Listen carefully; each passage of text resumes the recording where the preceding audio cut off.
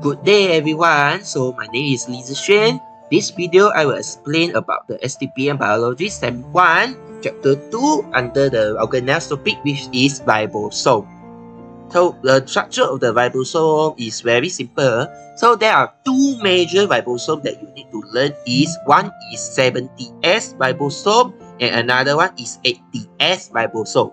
So if you already learned about the prokaryotic and eukaryotic, right? So 70S ribosome is special for prokaryotic cell and the 80S ribosome is special for eukaryotic cell. So this is just a formation of the ribosome, but you don't need to know about that. You don't want to. I need to tell you is ribosome containing two major subunit. One subunit is large subunit and also small subunit. At here, one is large, one is small. So for prokaryotic, large subunit is 15S and small one is 30S. When they combine together, they will form 70S.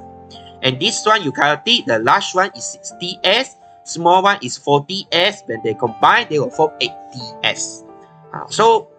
In this protein, this numbering, you don't need to know it. You just want to know that the subunit protein, they are containing two subunit protein, large one and also small one, just like that. And then when they combine together, they will form ribosome. Okay, so the structure of the ribosome is very simple. This is the spheroid-shaped structure, like this. And within the ribosome, they are found in all of the cells. Whatever prokaryotic cell, eukaryotic cell, all of them containing can be found. And particularly cells that produce a lot of protein. And not only the subunit can be attached so to form the bigger functional unit in the presence of the magnesium ion. And another one is made of RNA and protein synthesized in the nucleolus. So you still remember RNA, right? RNA is ribosome RNA. So ribosome RNA actually is the major unit, major component to produce the ribosome one. So this is made in the nucleolus lah. The ribosome is made in the nucleolus, and then they will transport out, diffuse out from the nucleus through the nucleopore into the cytoplasm and attach to the endoplasmic reticulum to form rough endoplasmic reticulum.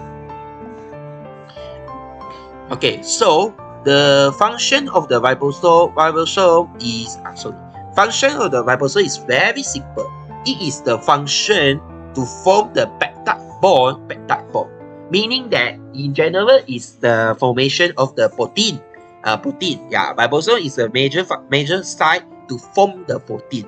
But if you want to talk about the most detail, it is to form the peptide bond in which the amino acids are joined to form the polypeptide. The key function is to form the peptide bond. So you can see this diagram. So ribosome play the role in translation process. You still remember that in chapter 1 I mentioned about the nucleic acid structure about RNA.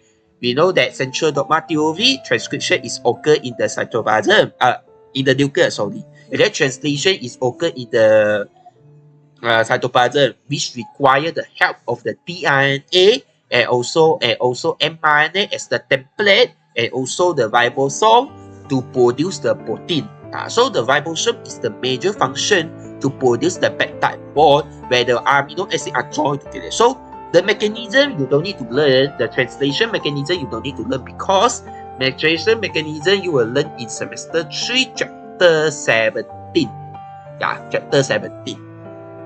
There are the certain subtopic about the translation mechanism. But for now, you don't need to know. When you see this diagram, you just want to know that. I want to know that amino acid when the one amino acid go into the ribosome. This ribosome later will form the peptide bond to the upcoming amino acid.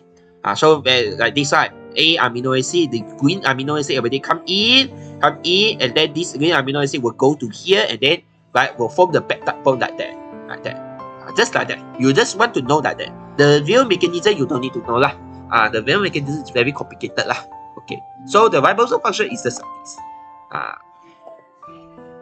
Okay, so that's all about the ribosome. So hopefully you can understand about the structure and also function of ribosome. So thank you for watching. Bye.